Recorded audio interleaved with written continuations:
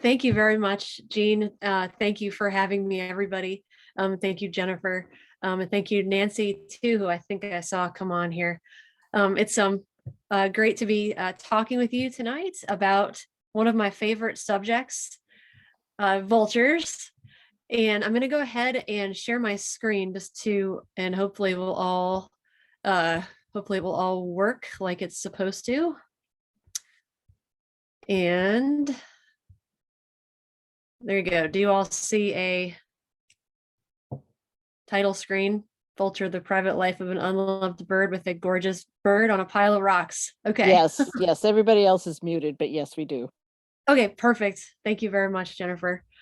Vulture, the private life of an unloved bird is the title of a book that I wrote a few years ago. It's a book I worked on for a long time, but it came out first in 2017, and then a new edition of it came out in 2020 and is being reprinted again in 2022. So apparently more people like vultures than I realized when I wrote it, which is great. Other possible subtitles that we came up with were Vulture, Eat Your Heart Out, or Vulture, Happy Entrails to You, but we didn't go with any of those. But vultures aren't unloved by everybody. They actually do have quite a lot of fans and people who do appreciate them. This particular photograph was taken at Boyce Thompson Arboretum State Park, which is about an hour from Phoenix, Arizona. And if you ever get a chance to go there, it's a wonderful place to go birding, not just for turkey vultures, but for a lot of other species as well. This park, Boyce Thompson Arboretum, has 2 vulture festivals every year. The Bye Bye Buzzards Festival in September and the Welcome Back Buzzards Festival in March. And of course, I've been to both. This past weekend was a large vulture festival in Hinckley, Ohio, that some of you may have heard of. It's called Buzzard Sunday. And it's kind of a celebration of spring, which is when the vultures return to this part of Ohio. But I want to mention too, I guess, before I get going, that although here in North America, we often use buzzard and vulture interchangeably, vulture is really the correct term for what they are, even though buzzard is, kind of a fun word to say. It almost sounds like an insult. But a buzzard officially refers to a hawk, an old world family of hawks. It's the buteo family in the old world. So someone from the UK might call a red-tailed hawk a red-tailed buzzard. And there are common buzzards, auger buzzards, quite a lot of honey buzzard, quite a lot of other buzzards that are hawks of the buteo family. No one really knows why we started calling New World vultures buzzards, but our best guess is that when people from Europe maybe came to North America and noticed large dark birds in the sky, they may have called them buzzards because that's what they would have been in Europe. So anyway, I'm getting ahead of myself. This is what the new cover of the book looks like. The older version had a purple cover. This gorgeous bird on the front is a turkey vulture named Boris. And Boris lives at the Avian Conservation Center of Appalachia, the nonprofit that Jean mentioned that I work with. It's a very long name for a nonprofit, so we usually say ACCA. And we have birds that we rehabilitate and also non-releasable birds that we use for education, like Boris, who is a female turkey vulture, but the finder named her Boris. And by the time we did DNA tests, the name Boris had stuck.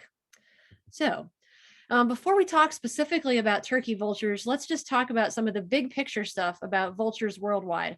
So all over the world, vultures are primarily scavengers. Although what they scavenge varies a bit depending on the species. There are some that eat things that have been more freshly killed. There are some that may sometimes kill weak or dying animals. There are some that eat animals that are very dead, like they eat the bones of animals that died, that are very dead. And there are even some that eat a lot of plant or vegetable matter, but most of them worldwide, they are scavengers. Also, worldwide, most vultures have strong stomach acid and a gut flora that allows them to eat diseases, dangerous pathogens, and bacteria that would make a lot of other animals really sick. Vultures can eat animals that have died of rabies, anthrax, botulism toxin, and a lot of other stuff. It's really pretty amazing that they can eat such nasty things and not become sick themselves. Turkey vultures, they've done some studies on their stomach, their gut flora, and there are two different types of bacteria in their guts that would make humans very, very sick or kill us if we had bacteria like that in our guts. But for turkey vultures, it helps them break down the nasty stuff that they eat. And then when they go to the bathroom, there aren't any traces of those diseases in their droppings. Sometimes there's not even traces of the DNA of the whatever they ate. So if you have to get rid of a body at some point, turkey vultures or other species of vultures can help you leave no trace.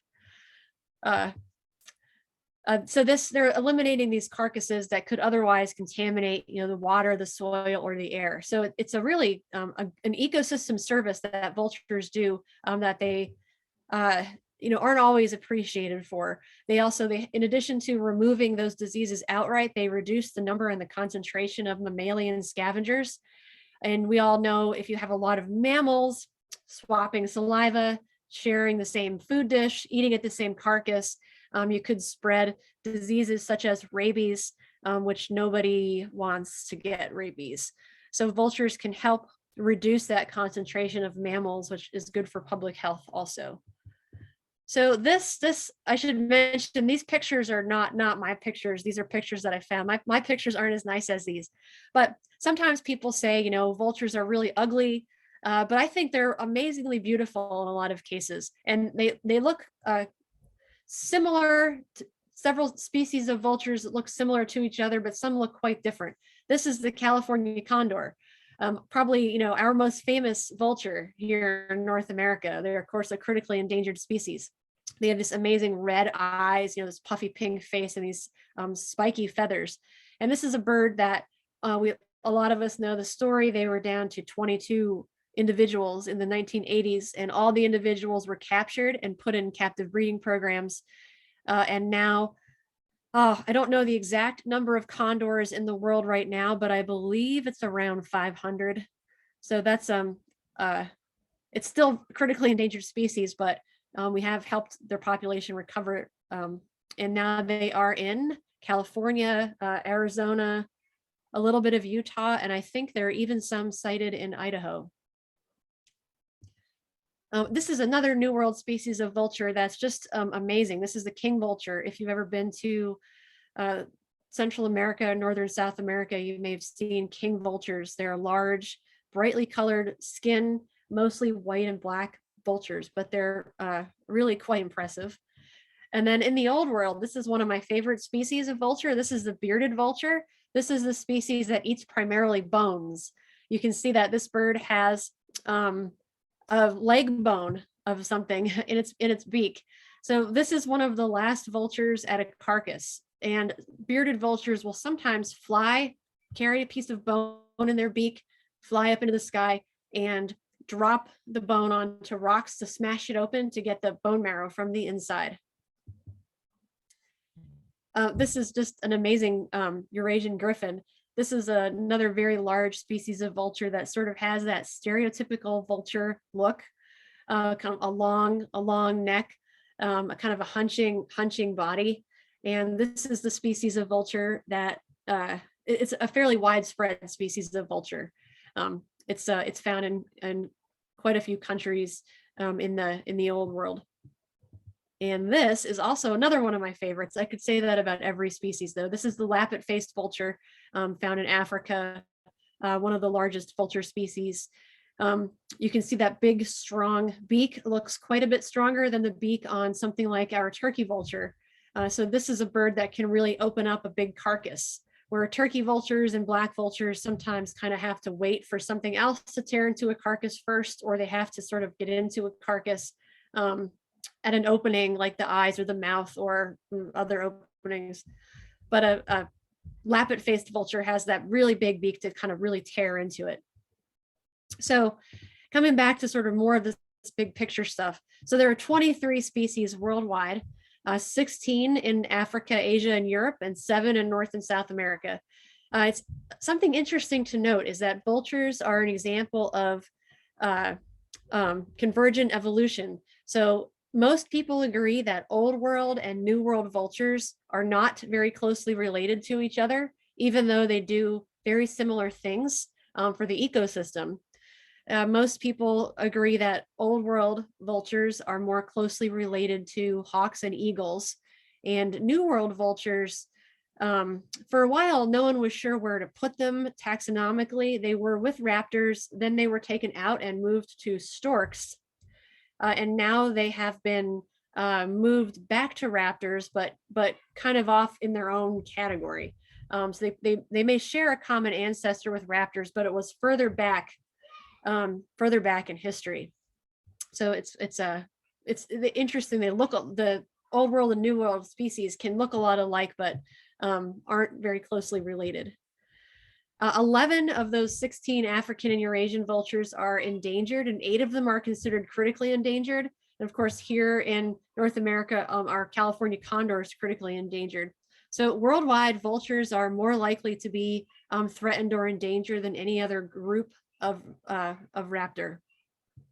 So we're fortunate we have so many, turkey vultures and black vultures here in the eastern U.S. Poisoning is something that is a threat to vultures worldwide, which is somewhat interesting given that vultures can eat such a wide variety of nasty things. It's sort of surprising that poisoning might be the thing that's a threat to them. The type of poison that can harm vultures is different depending on where you are in the world. Here for the California condor, lead poisoning is one of the biggest hurdles to the California condor's recovery. And I'll talk more about lead in a couple minutes. It's a little controversial because it has to do with hunting and the birds inadvertently eating pieces of spent ammunition in a carcass. Other parts of the world, poisoning, carbofuran is a kind of poison that is used in Africa. It's often intended to kill species like lions that may threaten cattle. And vultures are sometimes the unintended victims of those poisons. Also, poachers who kill elephants or rhinoceros in Africa will sometimes lace those carcasses with poison. So when vultures land and eat at the carcass, they die instead of flying around in the sky above the carcass, alerting authorities to the site of the poaching. So anyway, now getting to turkey vultures. So that's kind of the overview of vultures in general. I should mention before I even get to turkey vultures, there is a really great book that just came out. I just started reading it, but it's awesome. My book is mostly about turkey vultures, and there is quite a lot of science in it, but it's also sort of, I hope, fun. And there's a lot of stuff about me and silly things I do. But there's a science book that just came out called Vultures, Their Ecology and Conservation.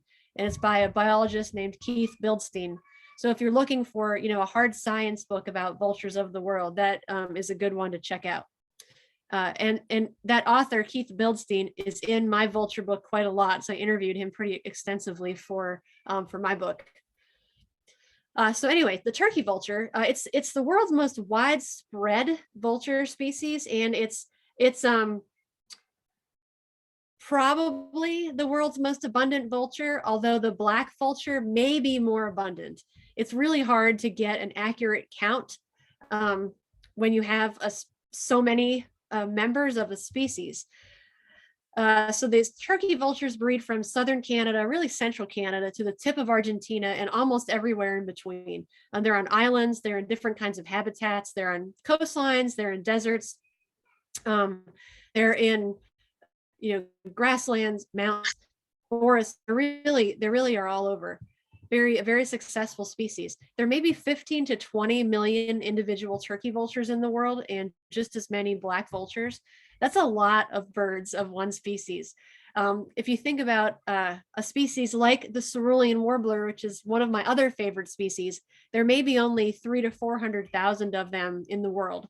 So 20 million individual turkey vultures and probably almost as many black vultures is an amazing population. There are 6 subspecies of turkey vulture, 3 that breed in North America and 3 that breed in the tropics. And what's really interesting is that each of these different subspecies has a slightly different migratory strategy. Some are complete migrants, some are partial migrants, some don't migrate at all.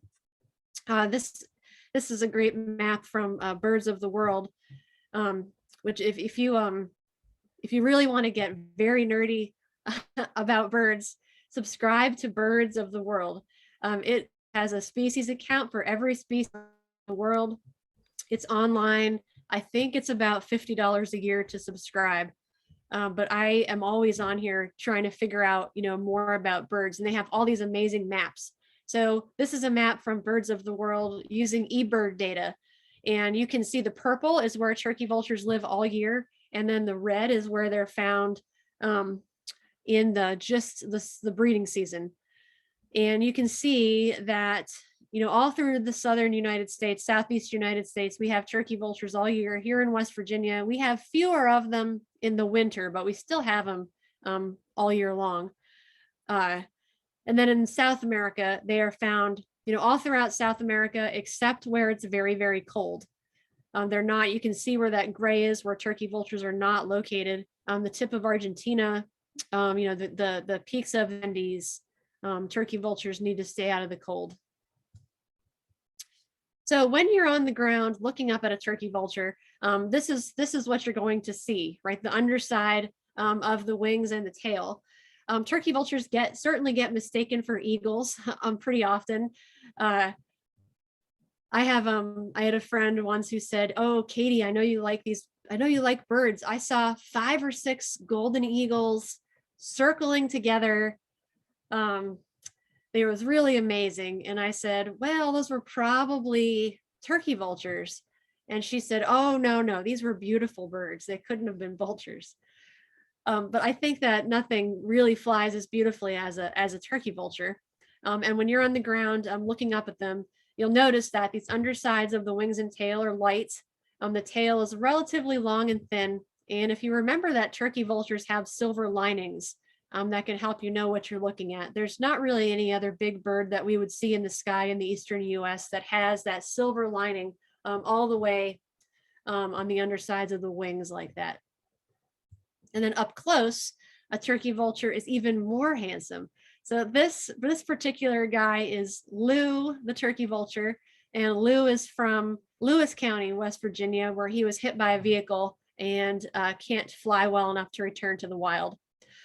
But he's just a beautiful specimen, and he helps educate people about turkey vultures. So our eastern turkey vultures usually weigh about 4 pounds, and they have about a 6-foot wingspan. So that's a wingspan about the same as a bald eagle, but the turkey vultures weigh less than half of what a bald eagle weighs. So they're not meant to carry anything in their feet. They have these feet that are very chicken-like, are not very good for grasping. And you can see one of the reasons I use this picture is because you can see Lou's foot on this branch. The back toe, which it's kind of on the inside in this picture, it's very, very small. It kind of reminds me of like a pinky toe. Like it's there maybe for balance, but it doesn't really do a whole lot as far as grabbing anything. Their foot, it really reminds me of my chicken's feet.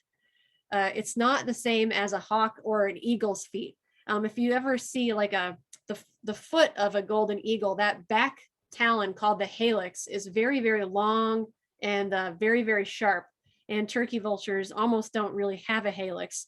And this prevents them from swooping down and carrying things away in their feet. People accuse turkey vultures of all kinds of things like carrying away their dogs and their cats and things like that. And it's really not physically possible. for a 4-pound bird without a helix, without a big back toe to carry anything away. So they use those toes to, help hold food in place when they're standing on it so they can tear chunks off, but they can't carry anything in those feet. They have a lot of other really cool adaptations that help them do what they do. And one is, you can probably notice in this picture that the nostrils are on the tops of their noses, and they're very big, very prominent nostrils, and you can see they're deviated. You can see right through one side and out the other side. And turkey vultures are known to have a very good sense of smell. There's some debate about whether other species of birds can smell at all, or how well developed their sense of smell is. But for turkey vultures, we know they have a really good sense of smell, and they also have excellent eyesight. And they use both of those senses when they are looking for food, which of course is dead stuff. So if you ate dead things, it would help you to have a good sense of smell. Although not all vultures do have a good sense of smell. It's really just the family that includes 3 species: turkey vultures, lesser and greater yellow-headed vultures. Those 3 species are closely related, and they all use sense of smell. The lesser-headed vultures are in the tropics, but they look a lot like a turkey vulture. You might notice that this bird has a very nice, sharp, curved hook beak that they use to tear chunks off their food. And they can open their mouths very, very wide to swallow these big chunks. And if you look very closely at the turkey vulture's tongue, you might notice that there are little serrations on the tongue, kind of like a saw blade. And that helps turkey vultures swallow like slippery organs and viscera and stuff like that. That serrated tongue helps them move the yummy to the back of the mouth. You may also notice there's not many feathers on a turkey vulture's face, and the theory is that helps prevent rotting flesh from sticking to it. And interestingly, you notice that this bird has these white kind of warty things, growths in front of his eyes. And I have not heard a satisfactory explanation for what causes that or what exactly they are. What I can tell you is that vultures in the tropics not have them. It's something that the more northern turkey vultures have, which is interesting. It's also something that a lot of vultures that have been under human care or in captivity for their lives don't have. This girl is Boris again, and Boris has been in captivity since she was about a year old, and she's about 6 years old now, and she never has developed any of these warty things on her faces like some of the turkey vultures in the wild have. So that's pretty interesting. Someday, hopefully, I'll get to the bottom of that. So turkey vultures are obligate scavengers. So their diet is carrion, so dead stuff. They are not equipped for killing things. There have been a couple documented cases of turkey vultures killing stuff that can't get away or move on its own. So for example, something like fish that wash up on a beach that aren't quite dead yet, that turkey vultures can walk over and sort of swallow whole. And other invertebrates, large insects, they sometimes might eat if they are sort of flopping on the ground. But for the most part, turkey vultures are considered obligate scavengers. They can't really kill anything. However, they may learn where reliable sources of carrion occur. So if there's a certain area where things die fairly often, turkey vultures may congregate in that area. I don't know that they actually encourage the rabbits to get run over, but they may learn where reliable sources of carrion occur. And there are a lot of really awesome turkey vulture comics, or vulture comics in general. This one is from Bird and Moon and is one of my favorites. My head is bare to prevent rotting flesh from adhering to it. Oh, I didn't talk about this yet. To keep cool, I poop on my legs and feet. And there's a word for this. It's a urohydrosis, and it helps expelling liquid waste onto their legs and feet, help regulate their body temperature. In my house, we usually call that an accident when this happens, but vultures and some other species go to the bathroom on their legs on purpose, very often to help regulate body temperature. My main defense is projectile vomiting. So this is a really interesting behavior that I've witnessed pretty often. Turkey vultures don't really have, they can bite certainly, but they don't really have a lot of defenses. So vomiting is something that they tend to do when they're threatened. If you think about, if that gets in your hair, or under your fingernails or in your car, it's a smell that doesn't come off very easily. Why is it effective for people? Well, I mean, if it's effective for us, obviously, because we're disgusted by it and we would leave. But in other animals, it may have the same effect. It's pretty acidic. It smells unpleasant. It's possible that would deter other animals. Or perhaps if the animal kind of threatening a vulture is something like a raccoon or a coyote, that might be an easy meal. Eating the vomit might be something that animal could do instead of eating the vulture. Sounds very gross, but I have a beagle, and I promise that my beagle would readily eat turkey vulture vomit, if given the chance.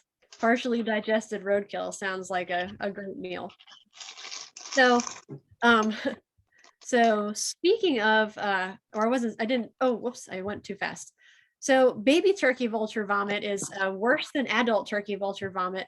And I'll tell you why here in a second. But first, I should mention that turkey vultures don't build nests like a lot of birds do.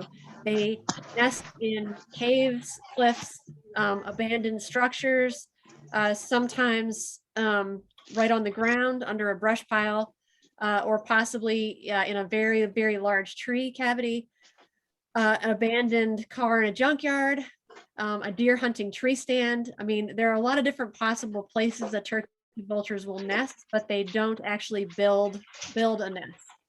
They may just sort of move some leaves around with their beaks, but if you remember, they can't carry anything in their feet, so they don't really they don't bring any large sticks or anything like that to a nest.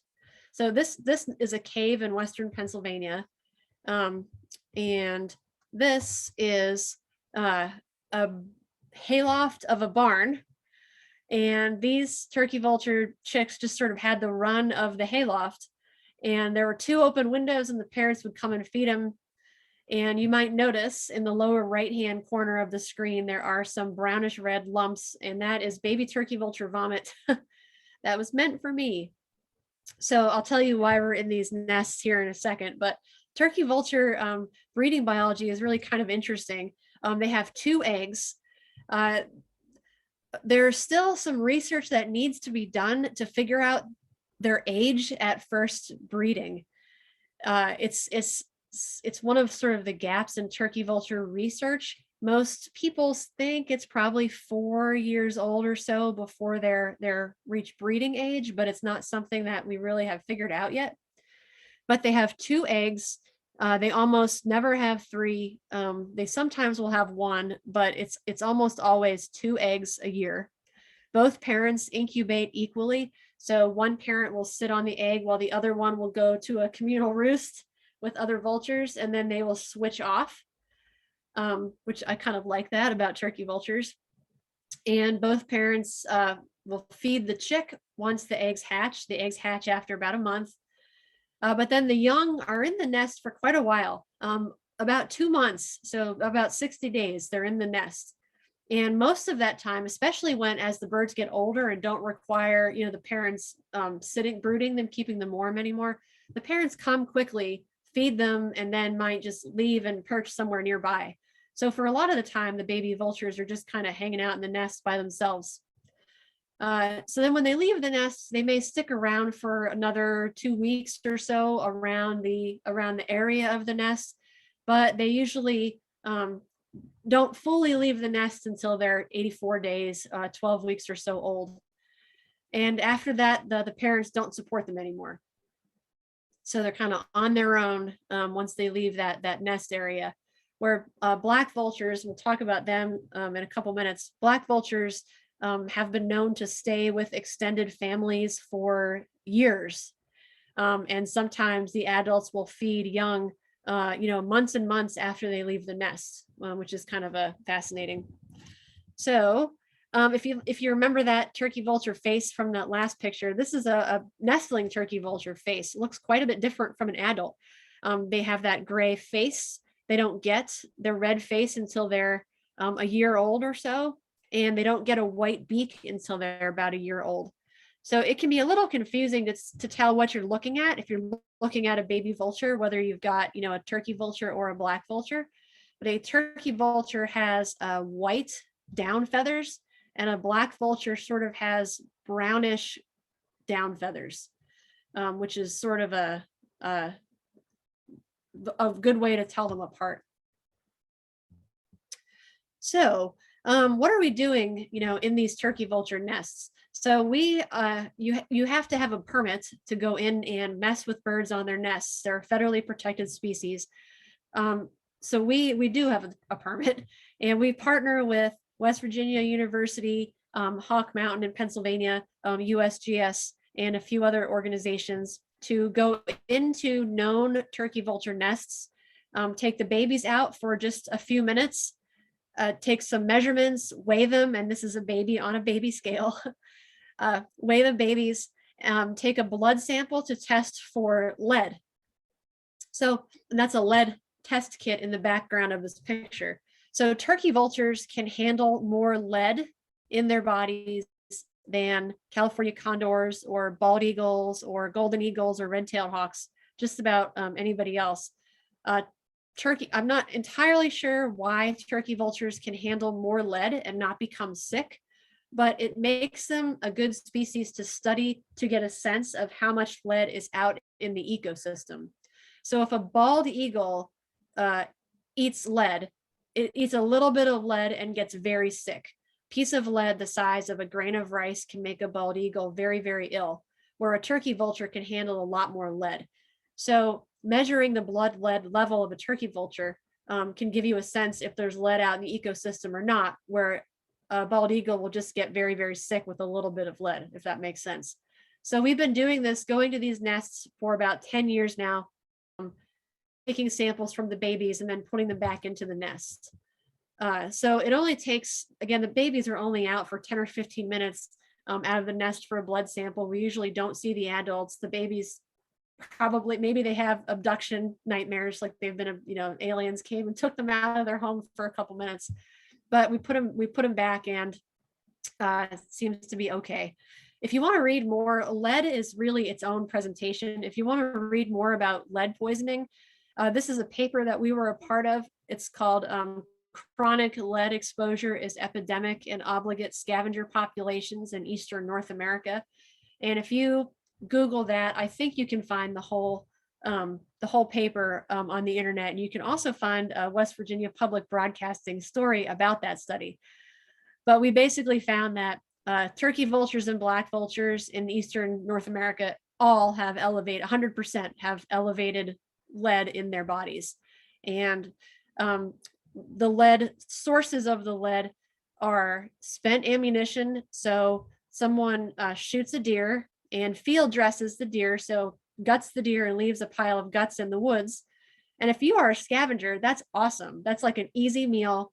The big predator has come through, killed something, and taken what it wanted and left the leftovers for scavengers. So it's what would happen in a natural system.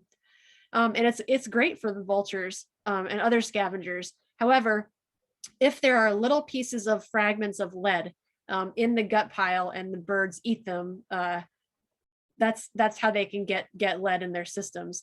They also are exposed to lead through coal-fired power plant emissions and smelting plant emissions. anyway, the lead it's really its own symposium, lead toxicity. So this this is my kids helping with the baby vultures. We kind of make it a family affair, trying to raise some young biologists. We take a lot of notes about the different measurements and the weight of the bird.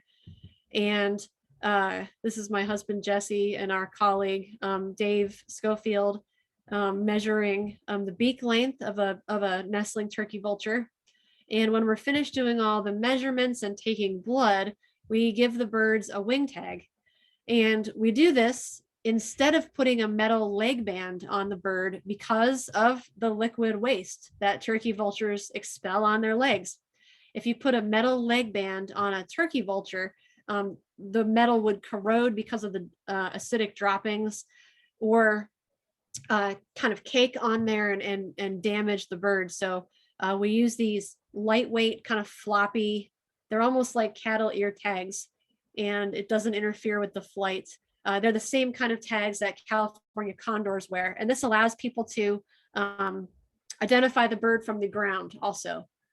And once turkey vultures reach the age of 1, when they don't have that gray head, when they have their red heads, you can't tell anymore by looking at them how old they are.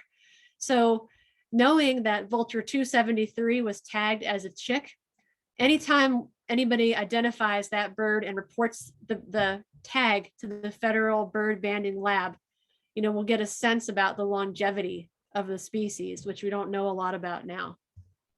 So this particular bird, Vulture 285, was tagged in July of 2016. And this is the furthest that we know of that any of our tagged vultures has traveled. And this little vulture went all the way from that red pin that's in very western Pennsylvania, Avella, Pennsylvania, and he was sighted the following April in West Palm Beach, Florida. And that's about as far as an eastern turkey vulture will travel. Our eastern birds are considered partial migrants. They sometimes don't leave the coast. Sometimes the Pennsylvania vultures will go to the Jersey Shore for the winter. Sometimes they will go to Florida. Sometimes they'll go to Virginia.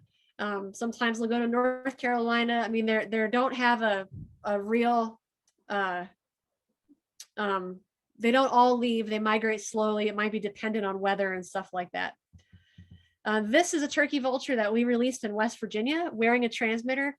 This is the only West Virginia turkey vulture I know of that's ever been tracked. And it was a transmitter that was donated to us. It would normally cost around $4,000 to $5,000. So it's not something we do very often to the birds that we get in for rehab. This is a bird that was shot illegally, but that we were able to release back to the wild. We did not put a wing tag on her though, because we were a little worried about giving her too much extra weight since she had sort of been compromised by being shot already.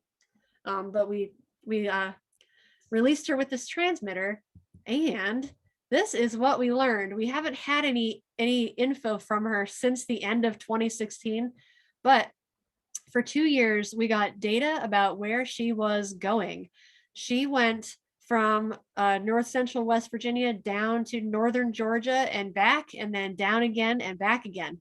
And you can see she kind of follows roughly maybe Interstate 81, the Shenandoah Valley, which would make sense because there's a lot of good wind in that area. It makes soaring on those thermals pretty easy. So we haven't had data from this bird since the late 2016, but that doesn't necessarily mean that she died. It could just mean that her transmitter stopped working for whatever reason. It's also when AT&T shut down their 2G cell towers, and the transmitter that she was wearing uses cell phone towers. It pings the cell phone tower when the bird flies near it. So we think that's something to do with the cell phone technology, and the towers getting shut down affected this bird's transmitter. And now we can't get the bird back to fix it. She has like an old cell phone now strapped to her. So, but anyway, it's pretty amazing that she even if she only lived for 2 to 3 more years in the wild, it's pretty amazing. That's a lot of dead roadkill to eat in that time. This is a map from Hawk Mountain, has transmitters on several birds. And or this is actually dozens of birds. This is a turkey vulture that breeds in south central or really central Canada in Saskatchewan. And this bird wears a transmitter, and these birds are complete migrants. So every bird in this subspecies migrates all the way to Central or South America and back every year. And this bird follows nearly the same path every time she goes. And her mate also wears a transmitter. And what's really interesting is I think 2007 is when they first put transmitters on this pair. They come back to the same farmhouse, the same area of Saskatchewan, the same property to have their nest every year. But when they migrate to South America, one of them goes to Venezuela and one of them goes to Colombia. So they sort of have separate like winter vacations. So they don't see each other during the non-breeding season, but they come back to the same place to have a nest every year, which is really pretty remarkable. And turkey vultures, like a lot of large raptors, are considered strong pair bonders, or mate for life. They have the same mate unless something happens to one of them. So, and then this quick slide is just to show this is the third subspecies of turkey vulture that we have in North America, and this is the desert southwest subspecies, and they're considered a partial migrant also. They are sort of like the eastern birds. Some of them stay in Arizona all year. Some of them go into Mexico, but usually they don't cross the Panama Canal. All right, so for the last, oh, sorry, I need to show you this first. If we all watch this is the eBird data showing annual movements of turkey vultures. So you can see when all the birds, all those complete migrants go up there in the Midwest and the upper West, and then you get to the fall and they all leave and head south. And again, this is a map that uses eBird data. And I find these maps of seasonal movements just really fascinating. Okay, so the last couple minutes, I'm going to talk about black vultures because it's something that people hear about more and more these days. This particular black vulture this is Maverick, and he's one of my best friends, and he lives at the ACCA, and he was hit by a vehicle and can't fly well enough to return to the wild.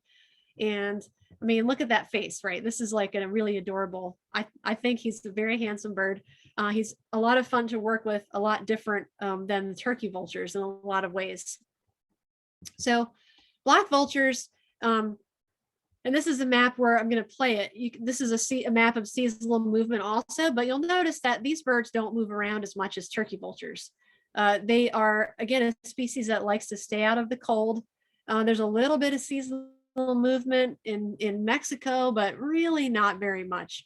These birds wander, but for the most part are in their range all year. And we have black vultures in West Virginia, not as many. We have a lot more turkey vultures. And up in New York, New Jersey, you have black vultures, even up into Massachusetts, but not very many, not as many, certainly as are in places like Florida. But there is some suggestion, some evidence that they are showing up further and further north than they have been historically. And there are a couple different reasons why for this, or theories about why this might be happening. Turkey vultures too are sort of showing up further and further north and staying further north in the winters than they used to. One possible reason is climate change. As things get warmer, it allows vultures to stay further north. Plus, we have interstates that we didn't have 100 years ago. We have these big, beautiful highways that stay very warm all the time. That warm air rises off the highways that allows vultures to soar along them, and it provides food. They're like buffet tables for vultures. If you think about all the roadkill that these really warm highways produce, the vultures really make good use of our highways, I guess. So there may be other reasons that the birds are showing up further north. Another theory is that black vultures and turkey vultures, like a lot of large raptors, were heavily persecuted. from the time that Europeans got to North America until really some species until the 1970s. So it's pretty recent that all of our raptors have been protected by federal law. It's certainly possible that black vultures and turkey vultures are just repopulating areas that they had been absent from due to persecution. And now their populations are, growing again to where they were before. So, or it could be some combination of all those reasons. But whatever the case, we do seem to be having more black vultures further north than we had before. So the diet of black vultures it's talked about all the time. And of course, it's written about in sensational newspaper articles. But the diet is still almost exclusively carrion, according to Birds of the World. They're almost only eating dead things. They're occasionally reported to attack weak or dying animals in some locations, but it's not everywhere. There are some places where black vultures attacking weak animals is never reported. And then there are other locations where it seems to be reported frequently. It needs more study. And there are studies going on to try to figure out, when or why this happens. They are opportunistic and smart and learn where to find reliable sources of food, just like turkey vultures. So, if you have a lot of cattle who always give birth during a certain time of year in the field, there's a lot of afterbirth and stuff like that with cows having calves. And black vultures will, of course, learn that. And they all want to eat afterbirth. I mean, everybody wants to eat afterbirth, right? It's full of nutrients. There's no thick hide to get through. It's very easy to eat. It's much easier to eat afterbirth than it is to eat, a cow. So, you get a lot of black vultures hanging around an area where, cows are giving birth. If there are, young animals that are stillborn or, are born and can't stand up right away, they might be, or they're reported to sometimes be sort of, I don't know if it's so much attacked by black vultures or eaten while they are still alive, which may be the same thing, but they have to be almost immobile for the birds, because just like turkey vultures, black vultures don't have talons. They have big chicken feet. And their eating that they do is all on the ground. So they hop and run around on the ground. So minimizing this risk, if you do think you have vulnerable livestock and you're worried about it, putting them near a barn or in a barn, or have some humans or dogs nearby. I mean, these are still only 3.5, 4-pound birds. They're not, these big monsters that are going to, attack people. Or something like that. Something else pretty interesting about black vultures that I'm not going to read this giant long quote that I just put up, but this is from John James Audubon from Birds of America, when he was writing it in 1820s and 1830s. So, fully 200 years ago. He noted that the black vulture was a resident the whole year in Kentucky, Indiana, Illinois, Ohio, Maryland. So some of these areas, specifically Kentucky, Indiana, Illinois, and Ohio, often try to characterize black vultures as like this new species from somewhere else that's like invading. It's not supposed to be here. When 200 years ago, Audubon said they were all year in these states, but then those birds disappeared due to heavy persecution, and also they were impacted by DDT, just like bald eagles and peregrine falcons were.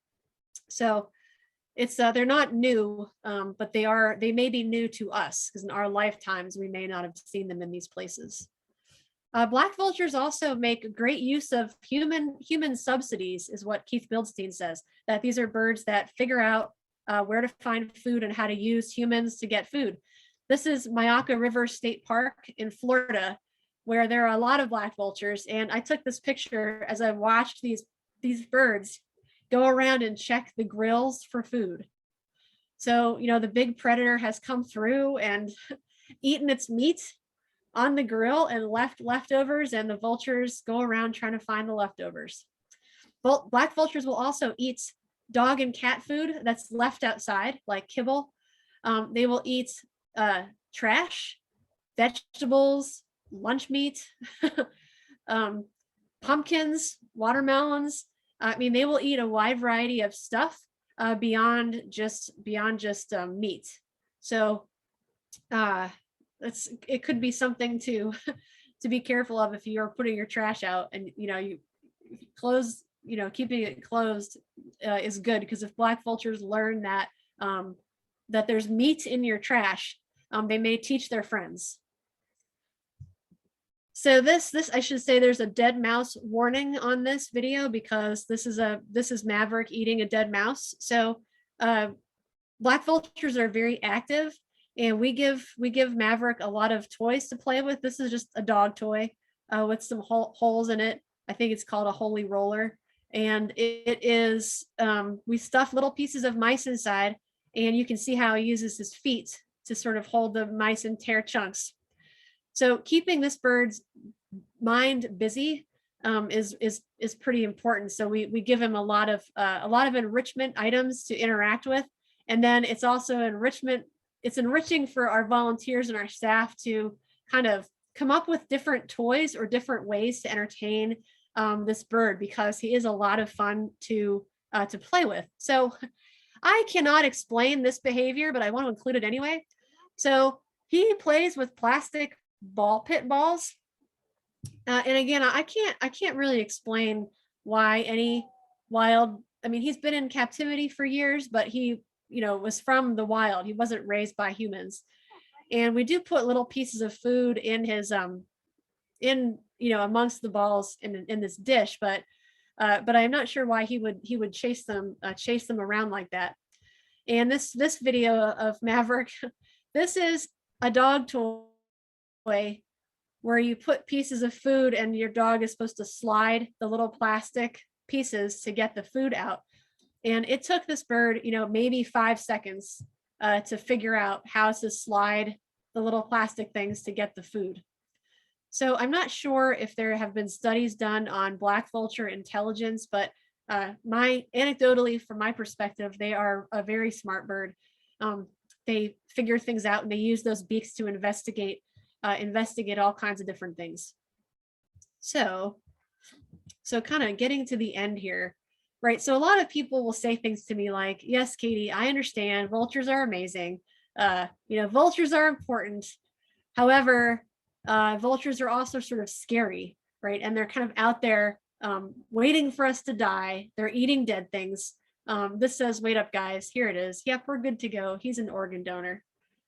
And I think that vultures can be especially scary when you've got a big group of them like this, all roosting together, which happens in lots of different parts of the country in the fall, usually. And, October, November, you get all the babies that have fledged, and you get all the members of all the pairs, because nobody's on a nest. So really, your vulture numbers look 4 times as big in the summer, in the fall, than they do in the spring and summer when you're watching your vulture roosts. So vultures roost together like this for several reasons. Mostly it's warm. There has to be good food nearby, and it's got to be windy. And they follow each other to food. So there are some social reasons for vultures roosting together. And black vultures tend to roost in large groups of extended family members, which is pretty interesting. So people have some fears about vultures that are mostly not true. Like, do vultures attack people? No, as far as I know, there's never been a vulture attack on humans. I mean, dead people have been eaten by vultures a lot, but they're dead first. So they don't, it's not the vulture's fault, right? If they don't attack living people. Usually vultures prefer to eat dead herbivores anyway, such as cattle or deer. And this, again, I feel like I don't know if I'll be able to turn my volume down on this one. Oh yeah, I will. So this is the vicious black vulture hanging out with my daughter when she was, I think, 5 years old, and they are good friends. And yeah, she touches the dead mice, but often people think vultures are, are scary or dangerous, and this is the only bird that I would actually let my children interact with, because he's the only bird that I know is not going to bite my children. So, other fears people have, are they waiting for me to die? No, no. Turkey vultures don't follow dying animals or people, despite what happens in the movies. They don't do that. Um, and also, vultures are creepy. Sometimes people say, they just look creepy. They're bald, but beauty is in the eye of the beholder, right? And bald is beautiful. And if they had feathers all over their faces and they were sticking their heads into carcasses, they probably would be a lot uglier with pieces of dead food stuck to their faces. So but I think that a lot of our fear of vultures comes from, old Western movies where someone is crawling through the desert, not quite dead, and the vultures are sort of menacing, waiting nearby, waiting to eat you when you die. So if this ever happens to you, if you ever find yourself in this situation, crawling through the desert and vultures are near, just keep calm and carry on, right? Because they're not there to hurt you. And it's sort of funny to give these presentations, so I can't tell if anyone is laughing, so I hopefully you laugh at my jokes. So that is the end of my presentation, and that is Lou the turkey vulture on this in this last photo. And if any of you want to ever, I put my email address up here. If any of you want to get in touch with me, this is one of my email addresses. I'm happy to talk about vultures or anything else. So I'm going to go ahead and I'll stop sharing my screen. And maybe there will be questions. Well, Katie, we have questions in the chat room. All right. That's usually where people write them, so we can. But I have to tell you, I was hysterical laughing. Oh, thank I you. thought I thought it was very funny. I just want to know, one of the things that I wrote to was I didn't get to write it fast enough. Obviously, it was the book by Bill Vultures, and I don't know what was the end of it. The Vultures, and Oh, it's Keith Bildstein is the author. It's Keith yeah, Bildstein. okay, and it's what is it? Vultures, I what? think it's called I think it's just called Vulture, Their Ecology and Conservation, or Vultures of the World. I think maybe Oh, it's, yes, Vultures of the World, Their Ecology and Conservation. okay. And it's a very a very sciencey book. Well, But it has species accounts of all the world's vultures. okay. The other thing I wanted to ask you, where would birds be in intelligence? Because they say that, I'm sorry, with the woman that has the parrot, that crows are first, that parrots are second, and blue jays are third.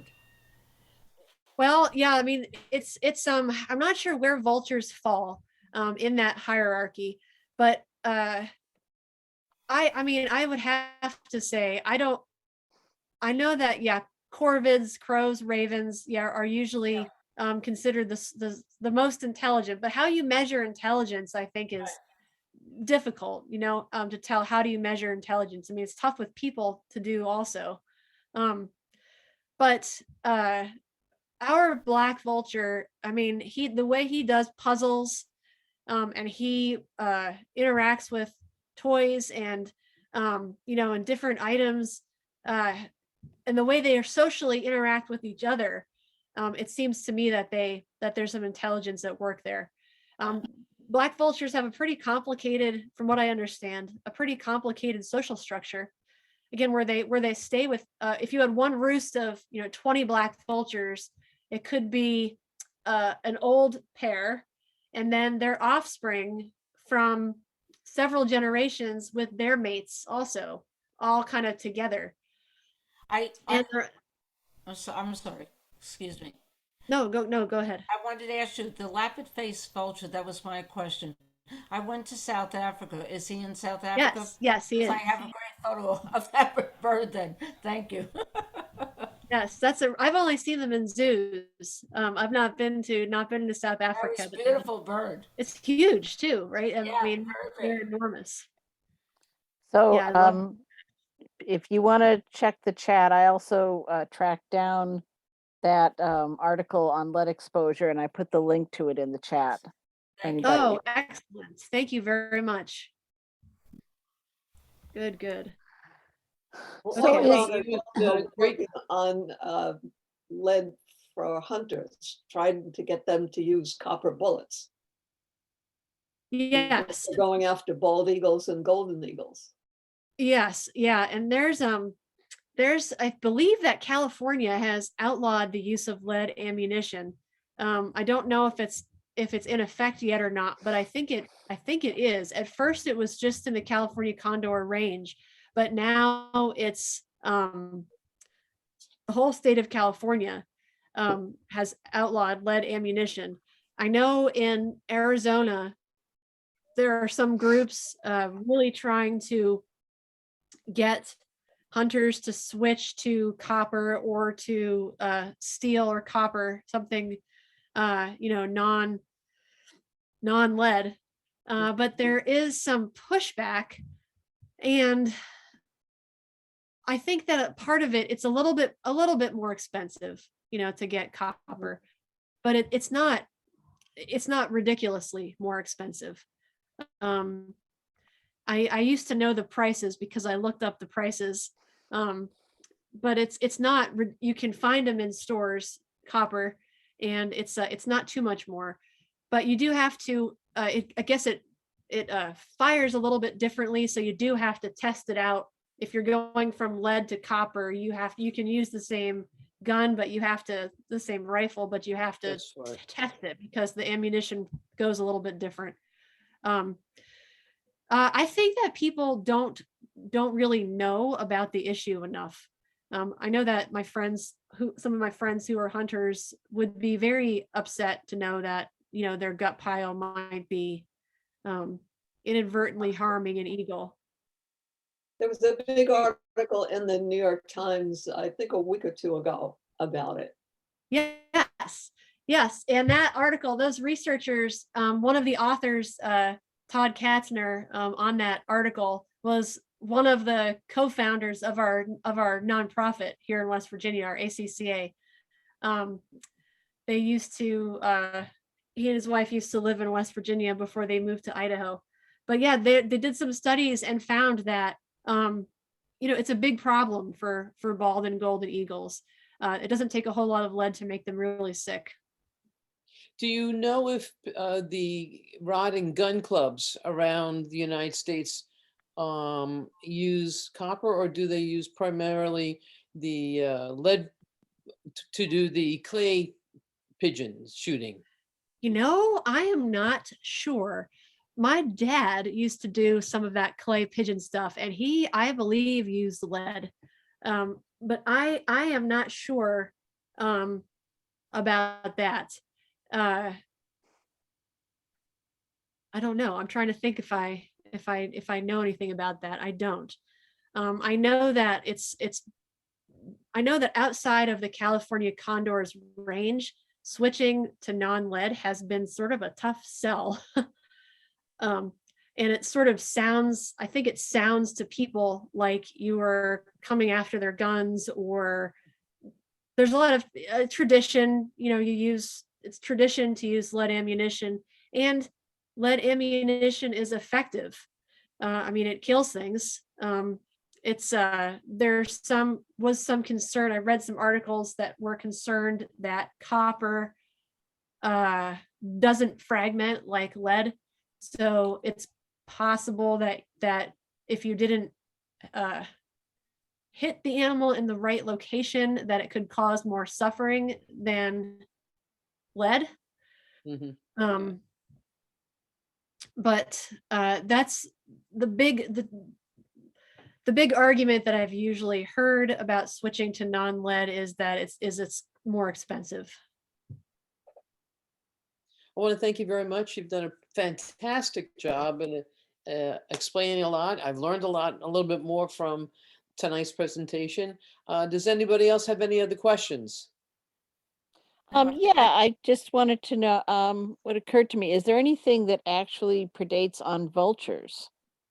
Ooh, that's a good question. So not much. From what I understand, some baby vultures are at risk for some predation. Adult vultures, not a whole lot is going to eat them, but from what I've read, babies in the nest are virtually defenseless. And they're in a cave or something, so they're not always very well protected. So something like a raccoon or a coyote Mhm. might eat a baby turkey vulture. Baby California condors have been predated by golden eagles. Ah, But I think I haven't heard of baby turkey vultures being eaten by other birds, but um, other than golden eagles eating a California condor, that's really the only predation. And maybe in the nest, again, raccoons or coyote in a nest. But that's Yeah. about it. I was sort of wondering because I actually recently saw an eagle checking out a cormorant roosting group, it's kind of like, Well, I think an eagle would definitely eat a cormorant. yeah, And other waterfowl. Yeah, eagles, depending on where they live, will take those waterfowl if they can. yeah, the one that's been in Central Park has been taking gulls and ducks. There's lots of documentation on it now. Now that you brought up Central Park, I mean, this has nothing to do with your presentation, Katie, but just for a minute, does anyone think that because of these brush fires, that it's just a crazy arsonist, or is it someone that doesn't like birds No, that's been starting the brush fires in Central Park? It's something to think about, no? yeah. Which is scary, you know? Thank you so much. Your presentation was wonderful. Well, thank you very much for having me. I'm Very looking good. forward to spring migration. As always. Yeah. And we were all laughing. Oh, Yes. good. Hilarious. Yeah, in a lot of ways, these virtual presentations are great because you get to, travel, you get to give talks for everywhere and you get to see talks from everywhere. But it's also kind of weird. I'm just sort of sitting here in my bedroom talking to myself, just hoping that everybody's laughing at the right times. I wanted to ask you, what was that comic? Was that a comic strip, or is that something that you look at? Is it actually a comic strip or something with Oh, the the bird and moon. Yeah, if you bird and moon. bird and moon? Okay. Yeah, it's just if you Google bird and moon, there's a lot of funny little bird comics from that artist. Okay. Well, thank you again. Oh, thank you very much for having me. Thank you. Thank you. Thank Good you. night, everyone. Bye-bye. They- Okay. Does anybody have any other information that they'd like to pass on at this time about bird sightings other than the one that I said? I still have white throats and juncos. Nice. Yeah, they're still out there. We had a pretty rare bird today at Sands Point, a white-eyed vireo that looked pretty shocked to be there.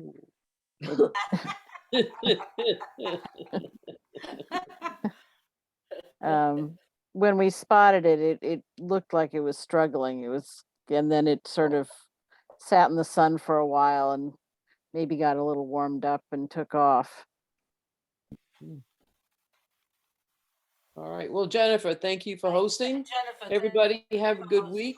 And I'll be seeing a number of you tomorrow, Thursday. Thursday. All right. Yep. Good night, Are we everybody. looking at Vermont up there?